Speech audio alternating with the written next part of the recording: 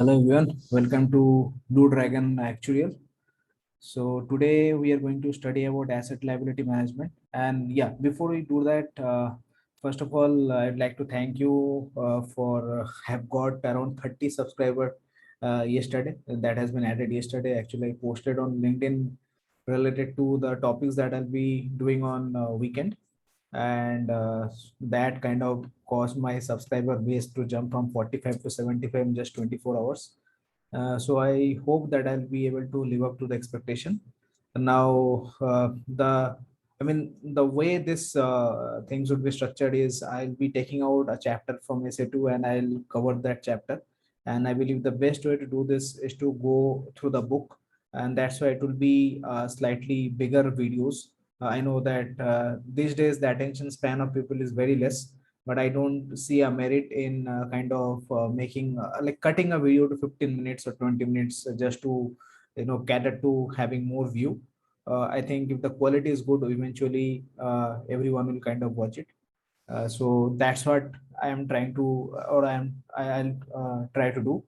And if for any thing you have any feedback or any comment, please do leave a comment so that I can improve on that aspect.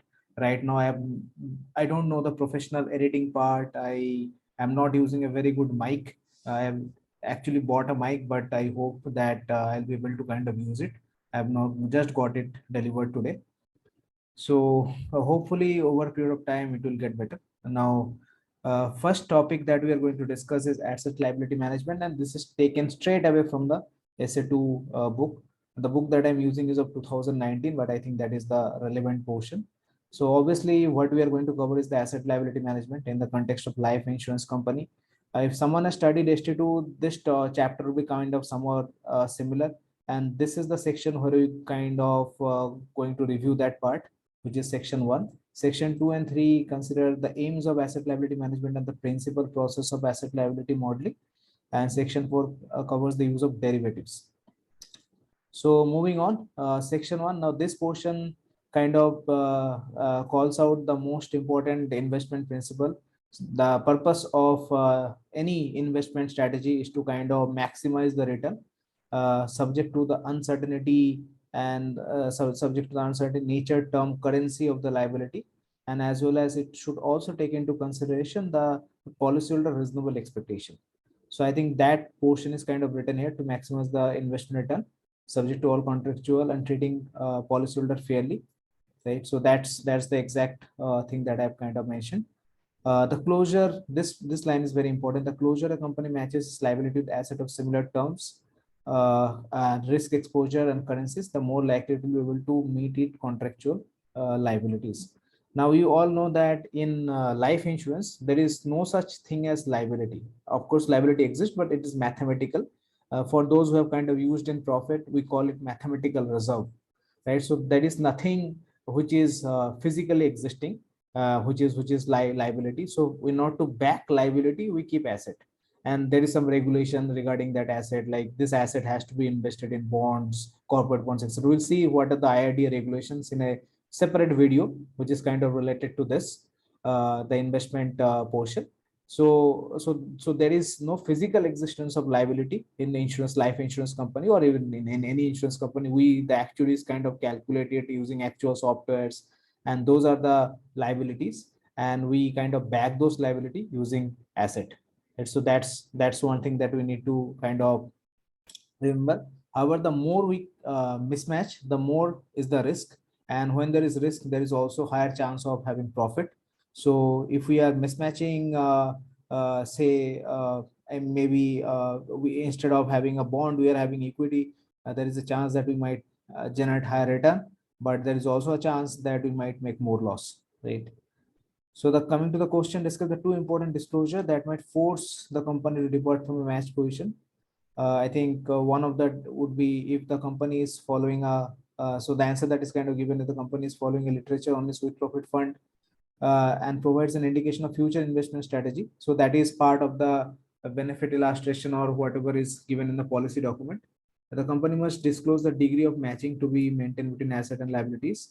And this may be different from the current matched position. So and it happens in many companies. When we start, there is more more liability, or there is the capital pressure. So that's why we may not have the requisite asset, but when we, over a period of time, when we start generating profit, we'll have the requisite asset. So the match position changes, and that's what is can be called out here. The company's policy on the use and control of derivatives may restrict the company's ability to maintain match certain liabilities, like guaranteed equity products or guaranteed annuity options. I think this is fairly simple, nothing much, not that important as well. So moving on to the important part, what is the aim of asset liability management? The main aim of asset liability management is to take into account the insurer attitude to market risk, meaning the extent to which it is prepared to take the risk of suffering of loss due to adverse economic and investment condition. So that means that uh, an insurer, depending on the size of the insurer. That's why we have seen in ST2 questions like mid-size insurer, large insurer. So depending on the size of the insurer, an insurer would be able to take risk, and that is what is being called out here. And in size, and that's what you can see here. It is being like it depends on the size of the capital, and also is the level of diversification. So there are, and we know that in insurance there are two types of capital. One is the two types of capital that we keep. One is called the available capital, which is the overall capital, that is the capital that is over and above the liabilities. Now liabilities is like in insurance there might be different definition of liabilities. You in solvency 2 we call it technical provision. We're talking technical provision means the best estimate liability plus the risk, risk margin basically. So the your overall asset minus that might be your available capital. So in some case there might be something else that is considered as part of the liabilities. As for example, there is another sort of capital which we call solvency capital. So solvency capital is calculated in a different manner, which is a subject, which is another subject or another topic for another video. So that is calculated in a different manner, and that is also like that can also be considered as liability, right? So something of that sort is written here. As discussed in the previous chapter, available capital is the best measured as realistic capital, that is taken as market value of the asset minus market consistent value of liabilities, right? So now what do you mean by market consistent value of liabilities? I think that is very important. Many people probably would have some idea, and I have seen someone saying that my market consistent value of liabilities means discounted by risk free rate. That is not the concept. We are actually discounting it by risk free rate, but the concept is different. So market consistent value of liability means if you can sell liability, like if I am a buyer and you are a seller, and if you are able to sell liability to some person, then because it is a liability, now when you are selling asset, you are paying, right? You are getting paid. But when you are selling liability, the reverse would happen, right? You have to pay because it's a liability for someone else, right? So because you are not selling asset, so you have to pay. So the amount you have to pay as a seller, because you are selling a liability, the amount you have to pay would be the market consistent value of liability or the fair value. Now in insurance, especially life insurance, there is no such way. There is no secondary market. As for example, in stock market, there is a secondary market. So for asset, there is a secondary market. We can see the value. As for example, you can like this is my stock market screen. You can go to any share, say for example, Axis Bank, right? Axis Bank is right now is trading at 634 rupees. You can see this. But so this means this is the price in the secondary market. Axis Bank may be listed at say maybe 200 rupees, and now it has gone up to 634 rupees. But in life insurance, there is no such way you can determine the liability. And that's why there is like there are several ways we use best estimate estimations, where we keep assumptions and we say this would be the value depending on the assumption, and then we discount it. And we discount it by risk period because that is the most transparent mechanism available. Otherwise different company will use different discount rate and their liabilities would not be comparable. Just to make it comparable, we are discounting it by risk period, and that is also increasing the value of the liability. So we also decrease it. Once again, that is that we are probably going to study that in portion of it in embedded value, portion of it in capital management. So I will not go into much detail of it, but I think the overall basic idea of market consistent value of liabilities is kind of clear. What we actually need to determine is the fair value of liabilities. We cannot determine that because the insurance liabilities are not traded, and that's where the concept of market consistent value of liabilities kind of arises. So it will need to decide early the extent to which it is prepared to deviate from the cash flow matching, obviously, and this may be described as determining as the risk budget. So we have a risk budget, and then that is kind of trickle down to different departments, that you have this risk budget and you have this risk budget. We have probably studied this in CP1. Different investment managers have different risk budget. There are active managers, there are passive fund managers, etc. So that's what it kind of called out here.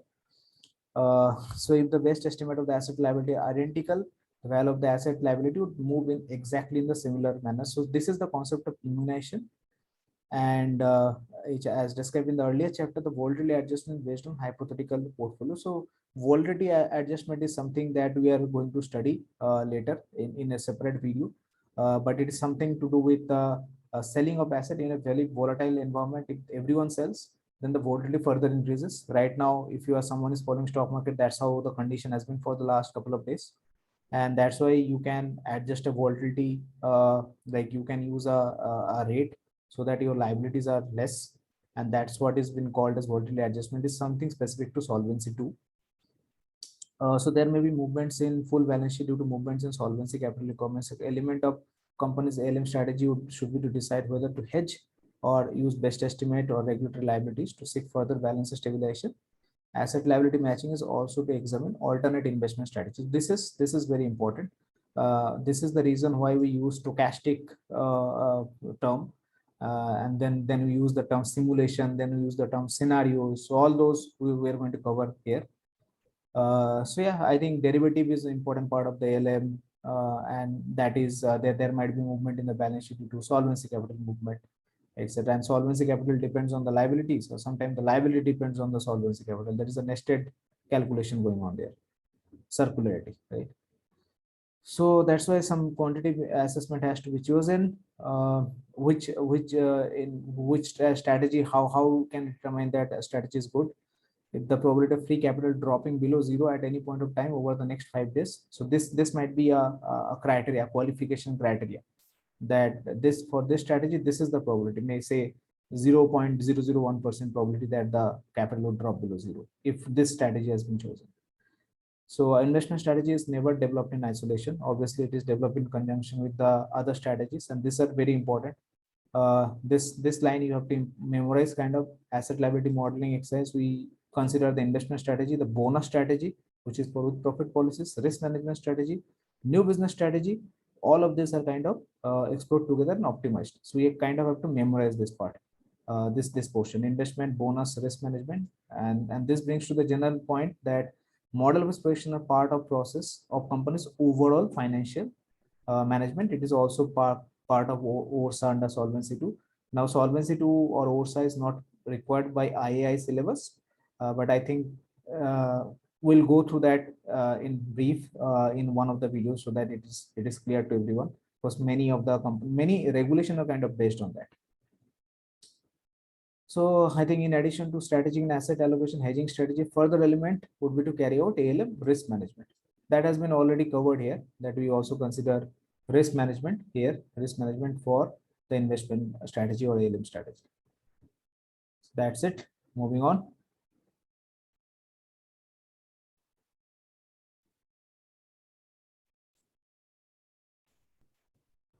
Okay, so moving to the principle and process, I think the insurer has to ensure that it has evaluated its contractual and non-contractual liabilities, and also treating the customer fairly. So this is the principle that we have already considered in the investment portion side, that is in section 1. So this means that it has to kind of carry out projection using deterministic and stochastic method. So deterministic method, we already know, that's how we calculate our reserve. Stochastic methods are required for mostly for guarantees, and that we'll see. So if there is financial, and when we say guarantee, it means financial guarantee, right? We don't mean mortality option. So it's financial guarantee that we are talking about. And obviously the actual condition on the performance of the asset changes, the market condition changes, and that might influence management decision. So there is a question on outline how asset performance might influence management decisions. So obviously it will change the bonus declaration, review of premiums and variable charges, future asset mix. Obviously for solvency region, something might be rated AAA, it might be changed to triple B because of default or anything. So that will require change in asset, obviously new business target, because the claims has to be like at one point of time it was very easy to sell ULIP product in India when the market was rising. Right now it's very difficult because the market is crashing. Right, acquisition plans will depend on spare capital. Acquisition means acquisition of a new company, new machinery or new computer, etc. And very low level of free asset might force a closure of new business. I think then in CP1 there is a acronym called RAGE cushion, something related to regular expense guarantees, cash flow timing mismatch, etc. There is an acronym for that. And if you remember that acronym, you can base your answer on that, because eventually your asset performance is impacting your capital, and that's how you can build your answer on this. However, you have to remember about the bonus declaration and review. So that part I can I mean you can remember from this portion, which is the investment strategy, bonus strategy, risk management, etc. So if we remember those two part, we can build our answer based on that. So here what has been written: deterministic model is used for with profit business. It will be necessary to think carefully about the bonus assumption to use. For example, if current bonus rates are higher than the supportable bonus projection, to be realistic, the company will need to start off with the current bonus assumption and then let this gradually fall, because in bonus there is a concept of smoothing. We can't just change it. That would impact the policyholder, policyholder expectation. The projections are useful to show whether available capital will be sufficiently squeezed by need to smooth bonus. That's the point that I just discussed. Conversely, they can show how quickly bonus rate might fall in certain scenarios, and the company can make sure the policy will accept such a fall if necessary by including appropriate warnings in the literature.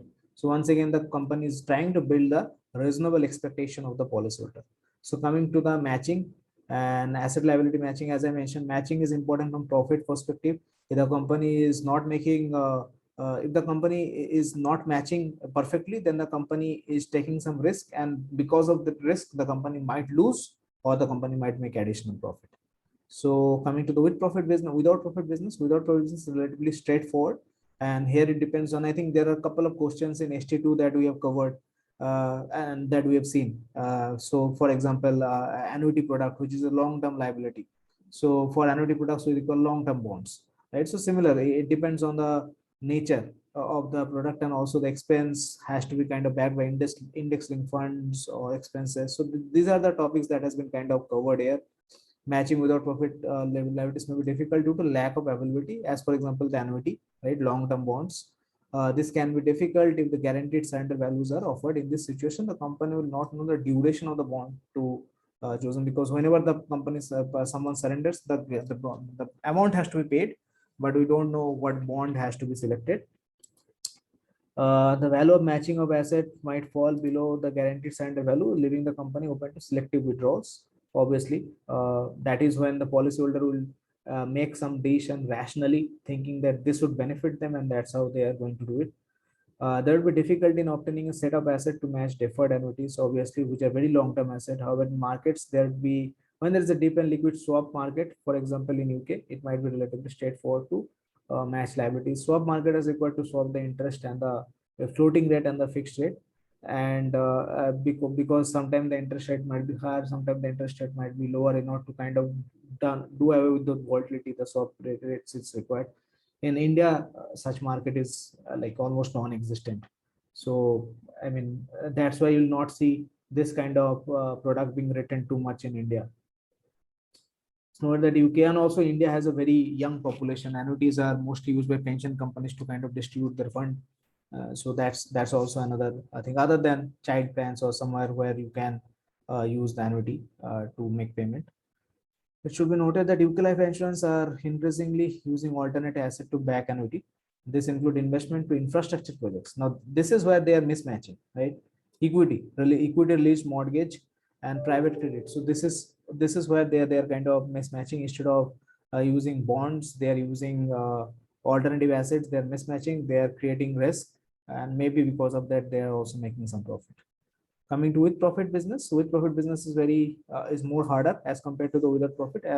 I mean, with profit business, in my actual experience, I think is quite hard because there is a lot of discretion involved, right? Anyone cannot be a with profit person.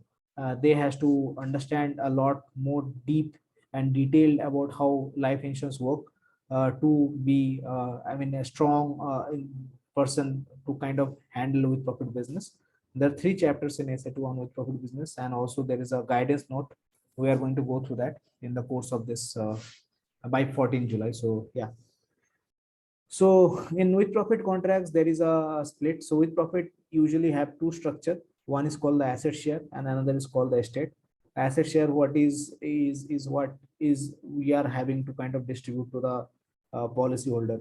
That is kind of forming the cap for the surrender value as well. Like if your asset share is say 100, you cannot pay more than 100 as surrender. And the asset share is kind of used to give a bonus, so reversionary bonus and terminal bonus. However, the estate might be used for smoothing. There might be separate smoothing account as well, but estate is usually used for, in India, estate is used for smoothing. And if the estate grows to be huge, there can be money that can be transferred to the asset share, and the asset share would be used to kind of distribute the bonus. So estate is a separate account, also known as FFA, or the Fund for Future Appropriation. And then there is asset share. Money will always flow from estate to the asset share, just to kind of balance it, smooth it, depending on the investment return. And from the asset share, it will flow to the shareholder and the policyholder. So that's the overall structure in which with profit business works, and that much of understanding is okay at this point of time. And we'll see further when we go to the with profit business.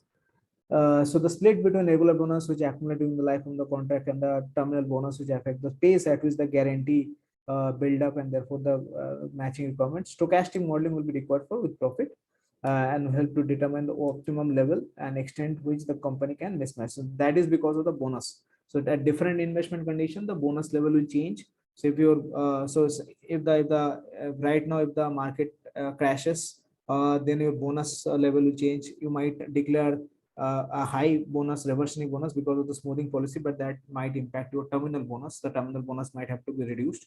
Terminal bonus are generally reviewed quarterly, yeah, I mean, along with the reversionary bonus. So if there is a expectation, if you are kind of using a smoothing, then or there is a crash in the market expected, you know that your terminal bonus will going to get affected, and you want to be prepared. So you want a stochastic distribution to see several scenarios. Now outline the process in specifying running stochastic model. Now this is something where we'll try to understand what stochastic model is. Now stochastic model is something. Now why this word stochastic, and what is the difference between stochastic, scenario, and simulation? I think for 95% of the people, especially that have interviewed in the recent time, they are clueless about the difference between this. One of my favorite interview question. So stochastic is normally used when there is a probability distribution that is there. As for example, once again, I'll go to that stock market scenario. So see, this is say, let's go here. So this is the Nifty chart. For those who don't know what is Nifty, Nifty is an index which consists of 50 companies. Now see the movement. These are 5-minute candles. So this means this is the green candles means it has moved in positive direction. Red candle means it has moved in negative direction. So see this movement. Can this be shown by a I mean a probability distribution? I think it's very difficult, right? Now let's see. This is because this is 5-minute chart. Now let's go into distribution like this. So this is day wise chart, and probably here you can use maybe a normal distribution, right? Because somehow it is falling into some pattern. Normal distribution also have a hump like this, and then it comes down. So but truly speaking, there is no distribution that can actually reflect a stock market price, right? Because it's truly random, and there is, I mean, it's always changing. So that's why there is nothing that can actually, no distribution that actually fits a stock market, which is where a stochastic projection kind of comes into picture. Stochastic means, the term stochastic means it is a time dependent process. So it means that over a period of time you can use some approximate distribution. Say normally stock market is kind of, or prices a kind of model using log normal distribution. So you can use a log normal distribution to say approximately this is what you are going to get. Obviously there would be an error, right? Now why you are using stochastic distribution? And because of the random nature, you are not able to use a single variable, right? You can say that I am following log normal distribution with this and this parameter, but that might kind of replicate the stock market price to a certain extent, but there might be error. So you might need to change your parameter, right?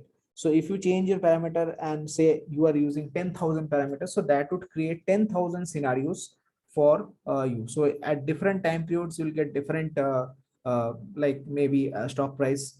And because you are kind of using stock market stock log normal distribution, you can put the value of x to get the value of y. Depending on the stock market, you can use Monte Carlo simulations, etc.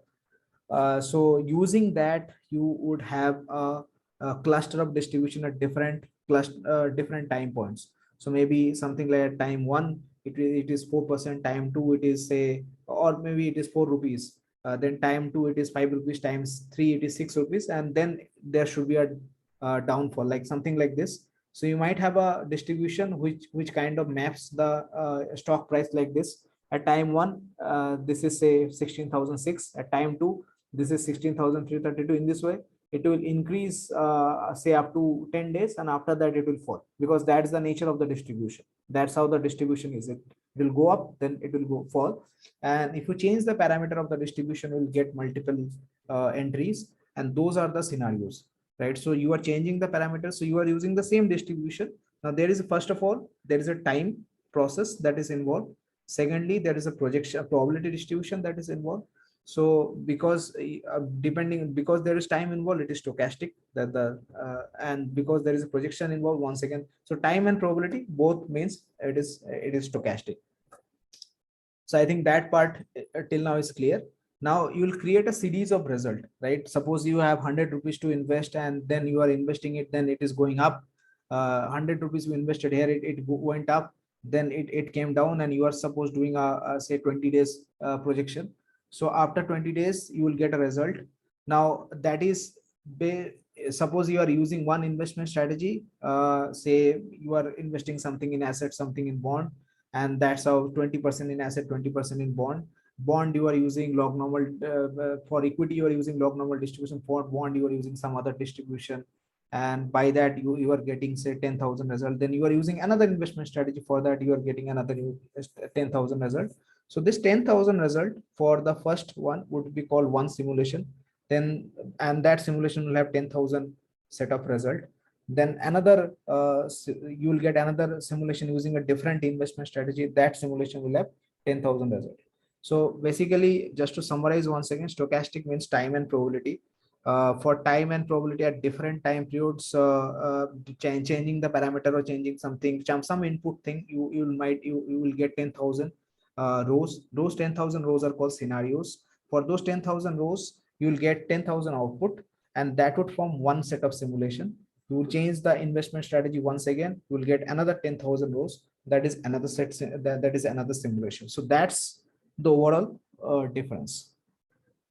So coming back to this question, so first of all, this question outline the process involved in specifying and running a stochastic asset liability model. So I think instead of going here, what I'll start from here, create model points, then set basis, right? And then choose projection time frame. So it depends on how accurate you want it to be. The shorter the interval, it might be the calculation might be faster, but it might not be that accurate, or it might not be able to see the trend. So overall advantage of having a stochastic distribution, you'll see the distribution of result, right? You'll see the result going up, result going down. So you'll see the distribution because it's following that that following that probability distribution. So you know that this many times the investment strategy might fail, this many times the investment strategy will be just fine. So that's it. Now we'll come to the first part to decide the variables that has to be modeled stochastical. And because of the nature of the calculation, we already now know that how difficult to model something stochastically is, and to choose distribution, not all the variables would be stochastically modeled. Usually the economic variables which are outside the control of the company, which are kind of controlling the economy, like the interest rate, like the inflation, this, like you can see here, investment rate and interest rate, inflation, this would be modeled stochastically. Mortality rate can be modeled stochastically, usually it is not, right? So and while doing that, we have to consider the correlation between variables so that say everything is kind of consistent. Interest rate, if interest rate increasing and inflation also increases, then that is not, that is inconsistent. Inflation increasing, interest rate has to decrease, right? So that is the consistency. So you have to kind of think over that, choose remaining model parameters. That's what I mentioned: mortality, lapse, expense. You have to kind of choose that, and you have to decide whether you will be using stochastic or deterministic. Usually stochastic is not used for the insurance or the non-economic parameters. Calibrate parameters to realistic market expectation or real world. Now there are two types of scenarios that we have, and I think you have heard of this. One is called the risk neutral scenario, and one is called the real world scenario. So what is the difference between risk neutral scenario and real world scenario? So one is looking backward and one is looking forward, and that's how I kind of remember it. So risk neutral scenario means fair valuation. The example of market consistent liability or fair valuation of liability that is just gave. So that means that what is the so suppose you know that the 10 years, after 10 years the price is say 100 rupees, and you are purchasing it at 90 rupees. So you have to kind of use some discounting method, or you have to kind of use some methodology, some discounting, so that you will get to that 900 now. So 900 is the price that is true at this point of time. As for example, the Axis Bank example that we just saw, right now the price is 634, and suppose you know 10 years down the line the price would be say 1600 maybe. So you have to kind of use some mechanism to come to this 634, and you can use a scenario like like a discount rate, a series of discounted curve, a series of discounted basically to come to that. So that scenario is called risk neutral, which is kind of discounting the future price to the current price, current available market price. So that is also called, that is also the part of fair valuation or market consistent valuation. Risk neutral would always be used. However, suppose you are trying to gauge what would be this, like what would be the Axis price in 10 years down the line. Like you are right now, you are here and you are trying to predict the future. So then you will use real world scenario, like you believe that, like for example, right now the inflation is very high. The US Fed has increased the interest rate because the inflation there came at 8.6 or 8.9, which is a, I mean, multi-decade high. In UK, the inflation came as 9%, which is once again 40-year high inflation. So obviously all these central banks are kind of going to increase the interest rate. So if you are kind of doing the calculation right now, you know that interest rate will be higher for say next 2 years, right? So that's your expectation. So in risk neutral valuation, you are looking backward because you are trying to equate it to the today's market price. But in risk real world scenario, we are looking forward, right? So that's the difference. I think that would be clear now. Set criteria. So we have already seen that we need to set criteria for judging outcomes. So one point we have forgotten is to decide whether new business has to be included. Sometime for example, embedded value, those are based on the in-force business. So new business might not be involved, but for solvency calculation, a new business is required. So we have to kind of decide whether new business is required, and obviously how cumbersome the stochastic model is. Whenever you are using stochastic model, it has to be cumbersome. It is either it is less cumbersome or more cumbersome. It will always be cumbersome, and someone who has worked on stochastic model will understand my pain. So then you project the cash flows using simulation for stochastic model for various possible strategies. See, simulation is kind of related to strategy. You use one strategy, you will get one simulation. Right? So that's it. And you might have multiple, one strategy might have multiple simulation as well. Like one strategy might have multiple legs, And for all those legs, you have different simulation. But I think the idea is simulation means a cluster of output instead of thousand scenarios. Like people use scenarios and simulation interchangeably. That is not correct. I think that part is clear. Compare the outcomes against the pre-specified criteria. We already know the pre-specified criteria that we have mentioned, like five, your interest rate, like your investment income should not fall below zero. And that's it. You get the strategy which is best and sensibly test, change the parameters to see if some parameters very significant. So moving on to the variable annuity business, asset liability is more complex for variable annuity business, as mentioned in the previous chapter. So variable annuity, the name is a misnomer. It's like an ULIP policy, ULIP endowment. And then there are multiple things that you can do with that. So you might have a minimum death benefit. You might have a minimum withdrawal benefit. You might also have annuity, because the annuity is most popular option in US or Canada. These are called variable annuity, but technically it doesn't mean only annuity. It can be anything else as well. So nested stochastic projection can be used, obviously, because it is ULIP, so it depends on the market, and the maturity value will depend on the market return. So that's why a stochastic projection has to be used. And yes, and because there might be a fall in market, so that's why the hedging strategy can be used. So yeah, so that's why nested stochastic projections are required in order to be able to determine hedging strategy that is most suited to match risk exposure for liability. The asset liability models need stochastic simulations to project asset and liabilities over the chosen time horizon, obviously. However, due to complex option guarantees embedded, obviously I mentioned that there is guaranteed minimum death benefit, guaranteed minimum withdrawal benefit. So these are embedded guarantees. That's why you require the stochastic calculation, because you need to calculate the cost of guarantee. What would happen if the interest rate falls, or what would happen if the interest goes high in multiple scenarios. The future value of the liabilities may be need to calculate using stochastic simulation as well. So obviously that's why there is a nested calculation. So you are calculating liability includes your cost of guarantee, right? So liability, so you are calculating the cost of guarantee, and that cost of guarantee will be added to the liability, right? So I mean, so you might have to calculate a charge. There must be some way you can calculate it, some assumption you have to use. So your liability calculation will kind of impact your cost of guarantee calculation, and your guarantee calculation once again depends on the liability calculation. So this circularity is what is referred to as nested stochastic calculation.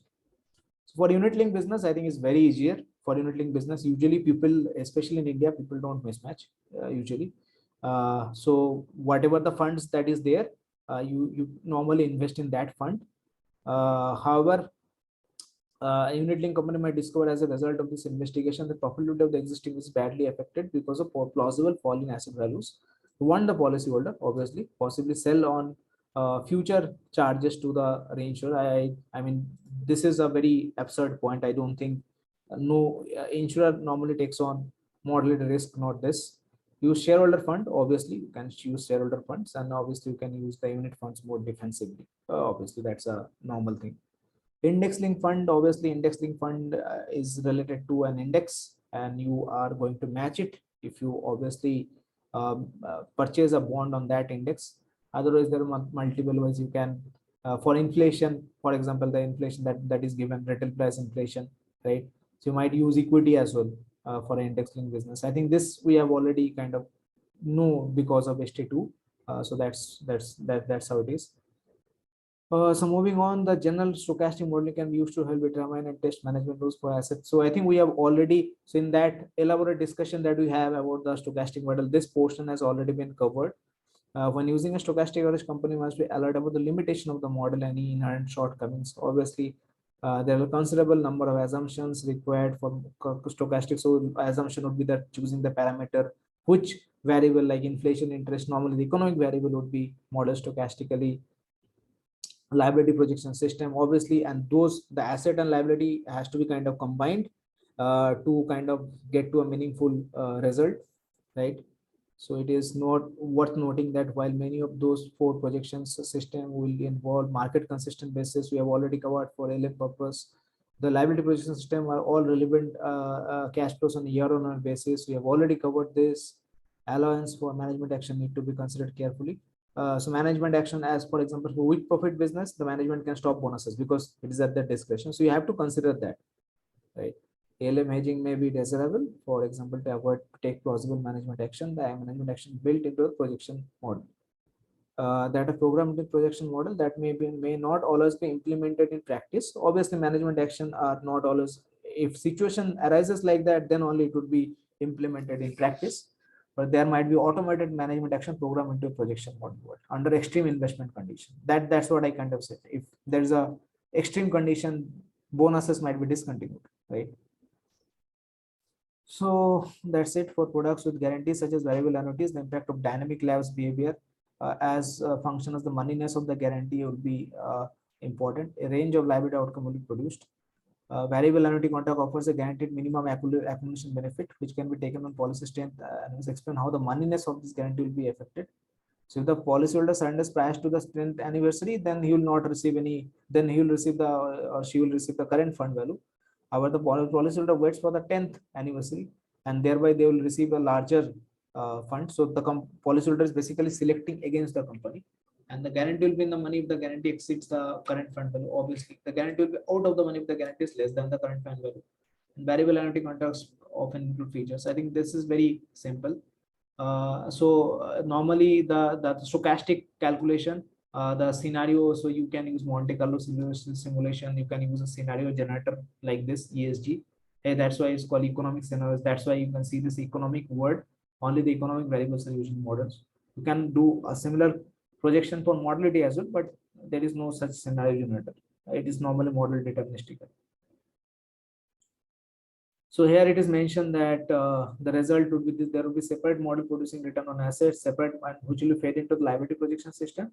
An alternate methodology would be to decide asset projection model where individual assets are modeled, and the level of sophistication would then require extra understanding combining asset and liability model. So normally, I think wherever I have worked, this is the model that is followed. Assets are modeled separately, liabilities are modeled separately, then they are combined in an Excel workbook to kind of understand how the asset and liability are moving.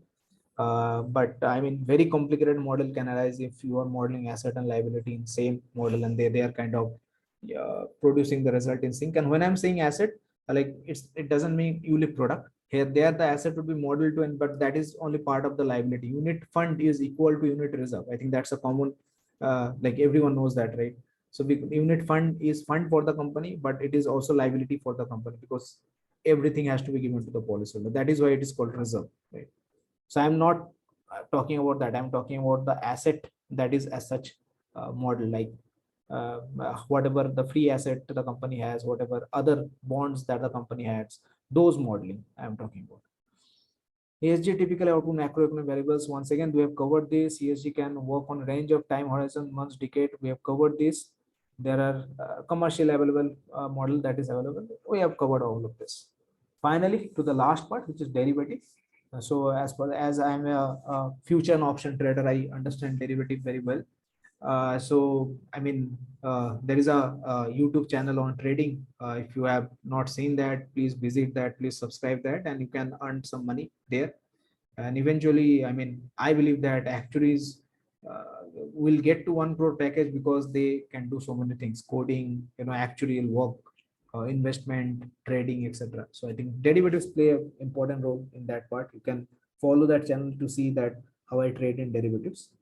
In any case, many insurance firm uses derivative strategies. So initially derivatives are kind of created to as a hedging mechanism. As for example, you are using bonds against your liabilities. The interest rates are falling. Because the interest rates are falling, you will purchase maybe a derivative which will hold if the interest rate fall below this, then that derivative, or there might be a swaption, etc. Then that derivative will kick in and you will get protected against the fall. Even in fact, in ALSM regulation, which will cover, there is a regulation like you can use hedge to kind of secure the fall in interest rate, because if your interest rate fall, then your liability increases, right? So because I mean, that's how Indian companies work. The liability yield for the liability is used for discounting. So there is a connection between asset and liability. In any case, to reduce the risk of losses, obviously, That's why it's hedging to increase the available capital. So if you are using if you are using the derivative, then the risk is minimized. So because of the lower risk, your solvency capital requirement reduces, because what we calculate is now it is called risk-based capital. So we'll see that in the capital management chapter, because higher risk means higher capital requirement, right? So because of use of hedging mechanism, the risk is reduced, your capital is increased. So these are the points which we have to remember. To stabilize the world balance sheet, once again risk is reduced, balance sheet will be stabilized. So first 3 points are kind of anyone can write that. First is stabilization of balance sheet, right? Second is increase of capital because your risk is reduced. And third is it restricts or reduce the fall in asset, or cause risk of losses, reduce the risk of losses. To reduce tax on investment cost, it might also increase that, right? But yeah, sometime it might happen like that. To more effectively or efficiently acquire or dispose asset in relation to dispose rights in relation to asset. This is written very complicatedly, but see this. Going short in equity futures provide an immediate reduction in exposure to equity movement. So suppose you have, now you are expecting, say, Axis Bank, that Axis Bank example, you are expecting Axis Bank share to fall, right? But you are holding the Axis Bank share. Now how can you take advantage of the situation? Ideally you would have sold it and book the loss. But what you can do is you can sell future, right? You are selling future means you can buy it at a lower price. So you are selling the future, and the Axis Bank say fall, right? And then it start recovering. When it start recovering, you kind of bought it back. So you made some profit by selling future, and then Axis Bank has recovered and got to a previous level. So there is no need for you to sell the Axis Bank, or the Axis Bank has recovered to a certain degree. So you booked, so you have already booked some profit by selling, shorting the future, and you have booked some loss because the Axis Bank has not recovered to that level, but your loss are minimized because you have kind of sold future. So there are a lot of trading strategies related to that. Something is called covered calls. So those who are kind of interested might Google it. And if you are following my YouTube channel, one day I'll cover it. So to hedge one or more risk factors can guarantee providing valuable annuity, obviously. Interest rate falls, there might be interest rate guarantee, there might be guaranteed annuity rate for which that is required. Sometimes derivatives are held on static basis to protect against severe adverse scenario. Obviously, that's true.